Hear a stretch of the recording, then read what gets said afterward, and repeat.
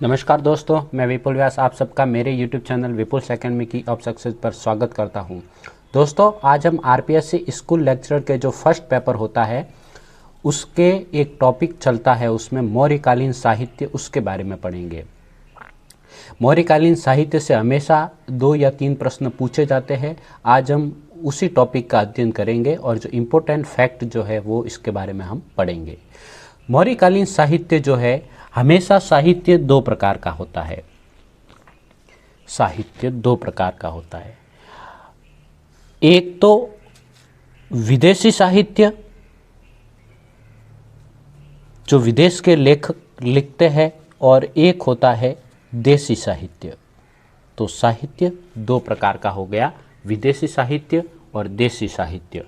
विदेशी साहित्य का हम एक उदाहरण दे तो है एक मेगास्थनीज की इंडिका। मेगास्थनीज की इंडिका ये एक विदेशी साहित्य का उदाहरण है। देसी साहित्य के बारे में पढ़ें तो देसी साहित्य भी 2 प्रकार का होता है। एक तो धार्मिक साहित्य, जो धर्म के भीतर होता है। धार्मिक साहित्य धर्म से संबंधित होता है, जिसमें धर्म के बारे में चर्चा मिलती है हमें। और एक इसके बारे में पढ़े तो वो होता है धर्मेतर, जो धर्म से बाहर होता है। जैसे अब धार्मिक साहित्य कौन कौन से हो गए? धार्मिक साहित्य में आते हैं ब्राह्मण साहित्य,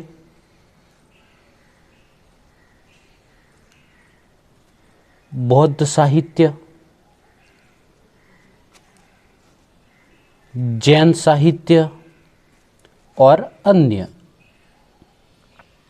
अब ब्राह्मण साहित्य में कौन कौन से हो गए? एक तो हो गया वेद, एक हो गया पुराण। ये दोनों जो है ब्राह्मण साहित्य के उदाहरण है। इसके बाद बौद्ध साहित्य में कौन कौन से आ गए? जो बौद्ध वंश से संबंधित है, बौद्ध धर्म से संबंधित है, वो हो गया दीपवंश और एक हो गया महावंश। इसको याद करने का तरीका है महादीप। महा यानी महावंश और दीप यानी दीपवंश। इसके बाद है जैन धर्म से संबंधित जो साहित्य है वो हो जाएगा एक तो कल्पसूत्र, जो कि भद्रबाहु ने लिखा था। तो भद्रबाहु का कल्पसूत्र। और एक हो जाएगा परिशिष्ट पर्वन। परिशिष्ट पर्वन ये लिखा था हेमचंद्र ने। तो जैन धर्म के जो है 2 साहित्य हो गए हमारे पास। एक तो हो गया कल्पसूत्र और एक हो गया परिशिष्ट पर्वन, जो कि हेमचंद्र ने लिखा था। इसके बाद है अन्य साहित्य, उसमें वो जो इनके अलावा जो भी साहित्य है वो अन्य साहित्य में आएंगे। उसके बाद धर्मेतर, जो धर्म से बाहर है, जिसका धर्म से कोई लेना देना नहीं है, वो हो जाएगा एक तो नीतिसार और हो जाएगा अर्थशास्त्र। अब हम इनके बारे में एक एक करके पढ़ेंगे। अब हम सबसे पहले अर्थशास्त्र के बारे में पढ़ेंगे। अर्थशास्त्र जो है वो कौटिल्य ने लिखा था। कौटिल्य। और कौटिल्य के अन्य नाम चाणक्य, विष्णुगुप्त और द्विजर्षभ। द्विजर्षभ का अर्थ होता है इसकी हम संधि करें तो द्विज प्लस ऋषभ। द्विज मतलब श्रेष्ठ, या द्विज का अर्थ होता है ब्राह्मण और ऋषभ का अर्थ होता है श्रेष्ठ। तो द्विजर्षभ का अर्थ हो गया श्रेष्ठ ब्राह्मण। तो अर्थशास्त्र जो है वो कौटिल्य ने लिखा था। कौटिल्य के अन्य नाम है चाणक्य, विष्णुगुप्त या द्विजर्षभ। अब अर्थशास्त्र देखिए, अर्थशास्त्र वैसे अर्थशास्त्र की हम इंग्लिश करें तो हमारे पास आता है इकोनॉमिक्स, लेकिन ये इकोनॉमिक्स से संबंधित नहीं है, ये राजनीति से संबंधित है। इकोनॉमिक्स से संबंधित नहीं है, ये राजनीति से संबंधित है, एक राजनीतिक ग्रंथ है। अब ये कौटिल्य कौन थे? ये कौटिल्य जो है तक्षशिला विश्वविद्यालय, तक्षशिला विश्वविद्यालय के आचार्य थे, प्रमुख आचार्य। अब तक्षशिला जो विश्वविद्यालय है ये उस समय का विश्व का सबसे बड़ा या सबसे प्राचीन, विश्व का सबसे प्राचीन विश्वविद्यालय माना जाता है। तो विश्व का सबसे प्राचीन विश्वविद्यालय कहे तो वो हो जाएगा हमारे तक्षशिला विश्वविद्यालय। अब इस तक्षशिला विश्वविद्यालय में 326 ईसा पूर्व में सिकंदर आया था। 326 ईसा पूर्व में सिकंदर यहाँ पे आया था। तो अर्थशास्त्र जो है वो कौटिल्य ने लिखा था। कौटिल्य के अन्य नाम में चाणक्य है, विष्णुगुप्त है, द्विजर्षभ है। द्विजर्षभ का अर्थ हो गया श्रेष्ठ ब्राह्मण। ये राजनीति से संबंधित एक ग्रंथ है। कौटिल्य जो है वो तक्षशिला विश्वविद्यालय के प्रमुख आचार्य थे। तक्षशिला विश्वविद्यालय जो है वो विश्व का सबसे प्राचीन विश्वविद्यालय माना जाता है। इसी विश्वविद्यालय में 326 ईसा पूर्व में सिकंदर आए थे और कौटिल्य ने यहाँ से शिक्षा भी प्राप्त की थी। तो कौटिल्य ने यही से शिक्षा प्राप्त की थी।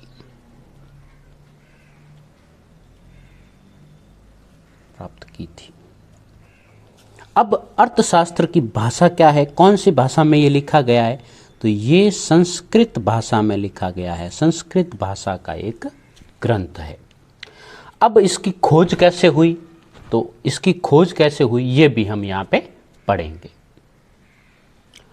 अब इसकी खोज से संबंधित आपको दो तथ्य याद रखने हैं, 1905 और 1909। 1905 में क्या हुआ और 1909 में क्या हुआ?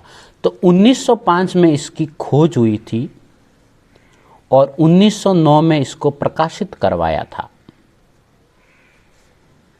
अब इसकी खोज किसने की? तो इसकी खोज जो है वो तंजौर के ही एक भट्ट स्वामी करके व्यक्ति थे, उन्होंने करवाई थी। तो इसकी खोज 1905 में तंजौर के भट्ट स्वामी ने की थी। और इसको प्रकाशित किसने करवाया था? इसको प्रकाशित करवाया था 1900 में मैसूर के श्याम शास्त्री ने।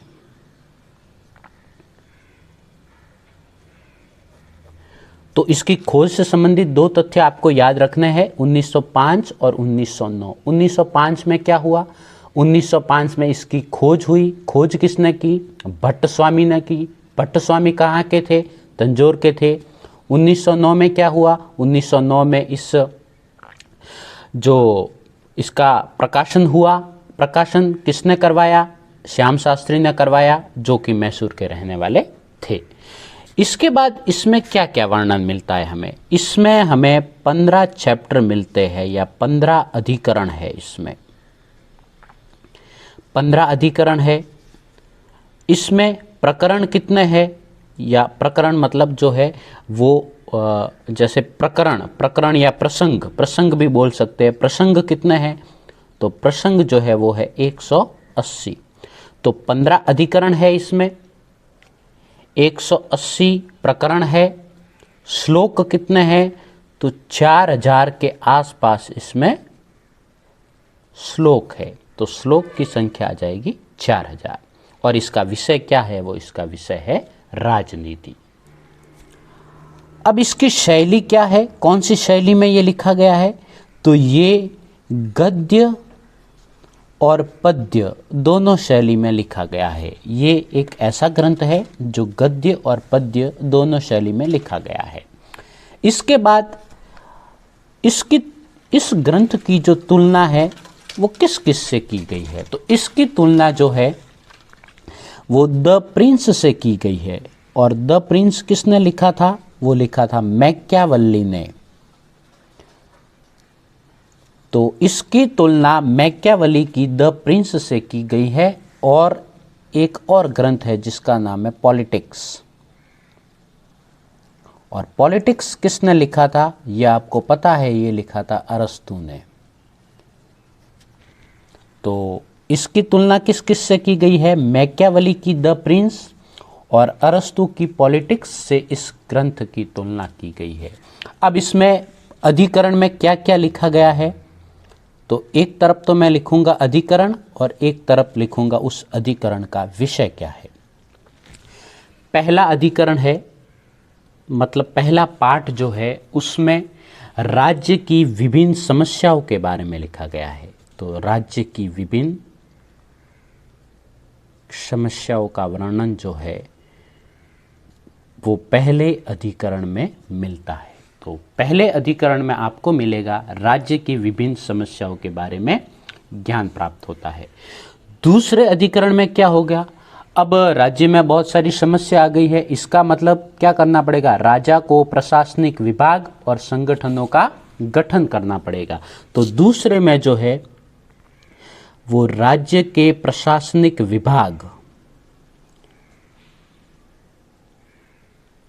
संगठन और पदाधिकारी का वर्णन मिलेगा। तो पहले अधिकरण में राज्य की विभिन्न समस्याओं के बारे में वर्णन मिलता है। अब राज्य में समस्या आ गई है, अर्थात हमें विभिन्न प्रशासनिक विभागों का गठन करना पड़ेगा, विभिन्न पदाधिकारियों के बारे में। तो विभिन्न पदाधिकारी, प्रशासनिक विभाग, संगठन आदि के बारे में जो जानकारी है वो दूसरे अधिकरण में मिलती है। तीसरे अधिकरण में क्या मिलता है, तो तीसरे अधिकरण में दीवानी मामलों के बारे में दिया गया है। दीवानी मामले, दीवानी मामलों के बारे में दिया गया। दीवानी मामले कह सकते हैं या दीवानी नियम कह सकते हैं, मतलब दीवानी नियम, सिविल रूल्स जो है उनका संग्रह तीसरे अधिकरण में। चौथे में क्या हो जाएगा, क्रिमिनल्स रूल्स, मतलब फौजदारी नियम। फौजदारी नियमों के बारे में जो है वो आपको चौथे अधिकरण में मिलेगा। पांचवें अधिकरण में क्या मिलेगा, तो पांचवें अधिकरण में विभिन्न कर्मचारी जो है राज्य के, उनके बारे में अनुशासन और कर्तव्य, ये वर्णन आपको पांचवें अधिकरण में मिलेगा। छठा अधिकरण जो है वेरी इंपॉर्टेंट अधिकरण है, यहीं से अधिकतर प्रश्न पूछे जाते हैं, क्योंकि छठा अधिकरण जो है वो सप्तांग सिद्धांत के बारे में बताता है। सप्तांग सिद्धांत क्या है हम ये भी पढ़ेंगे। सप्तांग सिद्धांत और मंडल सिद्धांत, इसके बारे में ये बताता है। तो छठा अधिकरण बहुत ही इम्पोर्टेंट है, क्योंकि छठा अधिकरण जो है वो सप्तांग सिद्धांत या मंडल सिद्धांत के बारे में बताता है। ये आपको खासकर याद रखना है। इसके बाद 7 से लेके 15 तक जितने भी अधिकरण है वो क्या बताते हैं, वो विदेश नीति के बारे में बताते हैं, राजा के कर्तव्य क्या है, लोकप्रियता के क्या उपाय है शत्रु देश में, सैनिक अभियान क्या है, वो सब 7 से लेके 15 तक अधिकरण एक साथ बताते हैं। तो वापस एक बार देख लेते हैं। पहले अधिकरण में राज्य की विभिन्न समस्याओं के बारे में ज्ञान प्राप्त होता है। दूसरा अधिकरण जो है वो राज्य के प्रशासनिक विभागों, संगठनों और पदाधिकारियों के बारे में बताता है। तीसरा अधिकरण जो है वो दीवानी नियमों के बारे में बताता है। चौथा अधिकरण जो है वो फौजदारी नियमों के बारे में बताता है। पांचवा अधिकरण विभिन्न कर्मचारियों के अनुशासन, दायित्व, अधिकार, उसके बारे में बताता है। छठा अधिकरण इम्पोर्टेंट अधिकरण है, ये सप्तांग सिद्धांत और मंडल सिद्धांत के बारे में बताता है। और 7 से लेके 15 तक सारे अधिकरण विदेश नीति, शत्रु देश में लोकप्रियता के उपाय, युद्ध में विजय कैसे प्राप्त करें, सैनिक अभियान, उसके बारे में ये बताते हैं। अब हम थोड़ा देख लेते हैं सप्तांग सिद्धांत क्या है। तो सप्तांग सिद्धांत कहता है, सप्तांग सिद्धांत में कहता है कि राजा के 7 अंग होते हैं, या किसी भी राज्य के 7 अंग होते हैं। मतलब कितने अंग होते हैं, 7 अंग। और 7 अंग भी कौन कौन से, एक हो जाएगा सबसे बड़ा जनपद, मतलब एक अंग हो गया जनपद। जनपद में आपको ये ऐसे याद करना तो ये जल्दी से याद होगा। एक हो गया जनपद, जनपद के अंदर एक होगा दुर्ग, तो ये हो गया दुर्ग, दूसरा अंग दुर्ग। तीसरा अंग इस दुर्ग में बैठने वाला होगा राजा, तो ये हो गया तीसरा अंग इसका राजा। चौथा अंग राजा हो गया, तो राजा के मित्र भी होंगे, राजा के मित्र भी होंगे। अब राजा के मित्र हो गए अर्थात इसके मंत्री भी होंगे, मंत्री या मंत्री को कहा जाता है अमात्य, अमात्य। इसके बाद इसका कोष भी होगा, तो एक हो गया कोष, और कोष हो गया मतलब इसकी सेना भी हो जाएगी। तो सप्तांग सिद्धांत में 7 अंगों के बारे में वर्णन मिलता है। 7 अंग में पहला अंग है जनपद, जनपद हो गया अर्थात जनपद में एक दुर्ग होगा जिसमें राजा बैठेगा, तो एक अंग हो गया जनपद। दूसरा हो गया दुर्ग, तीसरा हो गया राजा, राजा हो गया अर्थात मित्र भी होगा, मतलब चौथा अंग हो गया मित्र। पांचवा अंग होगा इसका मंत्री अर्थात अमात्य। छठा अंग होगा कोष और सातवां अंग होगा सेना। तो ये सातों जो है ये सप्तांग सिद्धांत से संबंधित है। सप्तांग सिद्धांत में 7 अंग होते हैं। इसके बाद मंडल सिद्धांत क्या है? तो मंडल सिद्धांत यही कहता है कि किसी राजा का शत्रु जो है, राजा का शत्रु, और इसका जो शत्रु का जो शत्रु है वो इस राजा का स्वाभाविक मित्र होगा। अर्थात मंडल सिद्धांत ये कहता है कि शत्रु का शत्रु राजा का स्वाभाविक मित्र होगा, ये बताता है मंडल सिद्धांत। अब हम देखते हैं कि अर्थशास्त्र में वर्णित दुर्ग कौन कौन से हैं। तो अर्थशास्त्र में वर्णित दुर्ग है, अर्थशास्त्र में किन किन दुर्गों के बारे में बताया गया है, तो उसको याद रखने का एक तरीका है आपको ओ गी व धा, ओ गिव धा आपको याद रखना है। ओ का मतलब हो गया औदक दुर्ग, गी का अर्थ हो गया गिरी दुर्ग, व का अर्थ हो गया वन दुर्ग और धा का अर्थ हो गया धानवन दुर्ग। तो अर्थशास्त्र में 4 प्रकार के दुर्गों के बारे में बताया गया है। औदक दुर्ग, गिरी दुर्ग, वन दुर्ग और धानवन दुर्ग। औदक दुर्ग का अर्थ होता है जल दुर्ग, गिरी दुर्ग का अर्थ होता है पर्वत दुर्ग, वन दुर्ग का अर्थ होता है ऐसा दुर्ग जो जंगली क्षेत्रों में आया हुआ हो, और धानवन दुर्ग का अर्थ होता है ऐसा दुर्ग जो मरु क्षेत्रों में आया हुआ हो। उसको याद रखने का तरीका है ओ गिव धा। इसके बाद अर्थशास्त्र में वर्णित युद्ध कौन कौन से हैं, अर्थशास्त्र में कितने प्रकार के युद्ध के बारे में बताया गया है। तो अर्थशास्त्र में 3 प्रकार के युद्ध के बारे में बताया गया है। पहला है प्रकाश युद्ध।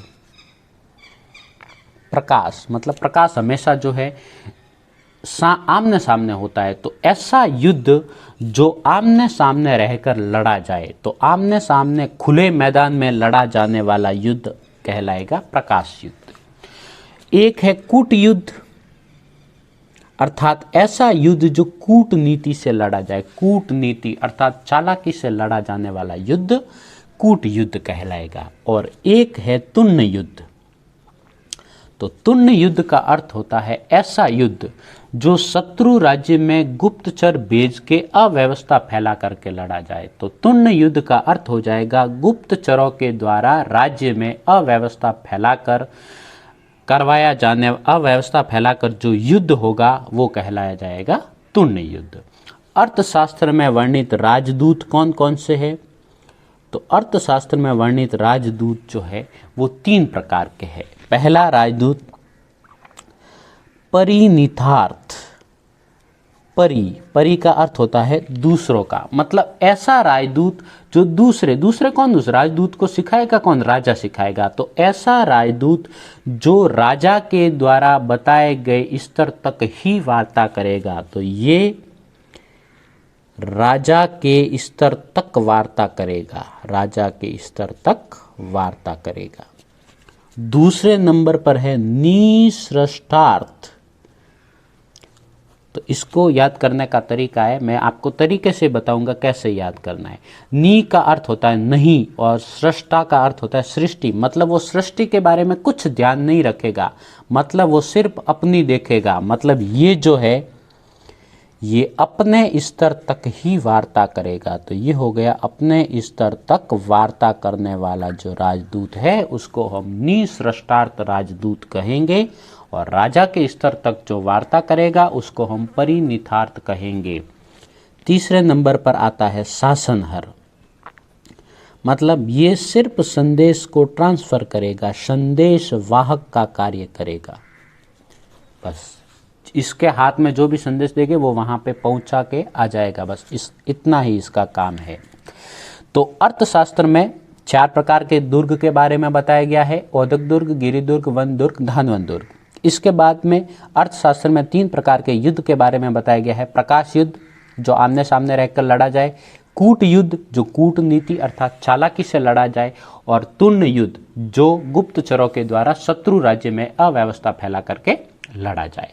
उसके बाद अर्थशास्त्र में राजदूत जो है वो 3 प्रकार के हैं, परिनिर्थार्थ अर्थात राजा के स्तर तक जो वार्ता करेगा, निसृष्टार्थ जो अपने स्तर तक वार्ता करेगा, और एक है शासनहर जो सिर्फ संदेशवाहक का कार्य करेगा। अब है अर्थशास्त्र में कौन कौन से स्थान के बारे में बताया गया है, अर्थात हम स्थान के बारे में देखेंगे, और उस स्थान की कौन कौन सी वस्तुएं विख्यात थी, अर्थात प्रसिद्ध वस्तुओं के बारे में, विख्यात वस्तुएं, इनके बारे में पढ़ेंगे। अर्थशास्त्र में कौन कौन से स्थान के बारे में बताया गया है और कौन कौन सी विख्यात वस्तुएं वहाँ की थी। तो सबसे पहले नंबर पर हम देखते हैं मगध। मगध की राजधानी आपको पता ही है पाटलिपुत्र थी। तो मगध की कौन सी चीज जो है वो वहाँ पे फेमस थी, तो वो थे बाट बनाने के पत्थर। तो इसका हो जाएगा बाट बनाने के पत्थर वहाँ के प्रसिद्ध थे। इसके बाद कलिंग के बारे में भी बताया गया है, कलिंग जो है उड़ीसा, इसके बारे में वहाँ पे बताया गया। तो उड़ीसा या कलिंग के जो है वो हाथी प्रसिद्ध थे, तो कलिंग के हो जाएगा हाथी। इसके बाद में काशी के बारे में भी बताया गया, काशी के क्या फेमस थे, तो काशी के जो है वो सूती वस्त्र फेमस थे, काशी के जो है वो सूती वस्त्र फेमस थे। इसके बाद नेपाल के क्या फेमस थे, तो नेपाल के जो है वो कंबल फेमस थे, तो नेपाल के जो है वो हो जाएगा कंबल। और उसके बाद कंबोज, कंबोज जो है वो दक्षिणी पश्चिमी कश्मीर, वहाँ के क्या फेमस थे, तो वहाँ के जो है घोड़े प्रसिद्ध थे। तो एक बार मैं आपको वापस बता देता हूँ कौन से स्थान की कौन सी वस्तुएं जो है वो विख्यात थी। तो मगध की जो वस्तु है वो है बाट बनाने के पत्थर, कलिंग हाथी, काशी सूती वस्त्र, नेपाल कंबल, और कंबोज घोड़े, ये प्रसिद्ध थे वहाँ पे। अब अर्थशास्त्र में और किस किस के बारे में बताया गया है वो हम देखेंगे। अर्थशास्त्र में जहाज रानी व्यवसाय के बारे में बताया गया है, जहाज रानी व्यवसाय। अर्थशास्त्र में सबसे पहले करारोपण की चर्चा हमें मिलती है, सर्वप्रथम करारोपण की चर्चा हमें अर्थशास्त्र से मिलती है। अर्थशास्त्र से हमें सबसे पहले शताधनी आयुध के बारे में पता चलता है। शताधनी आयुध एक प्रकार का औजार होता था, एक प्रकार का औजार था जिसका नाम है शताधनी आयुध, के बारे में भी हमें अर्थशास्त्र से पता चलता है। सबसे पहले जहाज रानी व्यवसाय के बारे में भी अर्थशास्त्र से ही जानकारी मिलती है। सबसे पहले करारोपण की चर्चा जो है वो भी हमें इसी से मिलती है।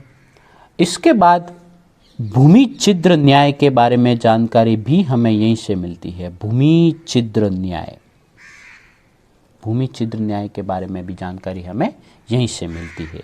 और एक है ये जानकारी हमें मिलती है कि जो अंगरक्षक है, जो बॉडीगार्ड है, वो जेंट्स ही नहीं महिलाएं भी हो सकती थी।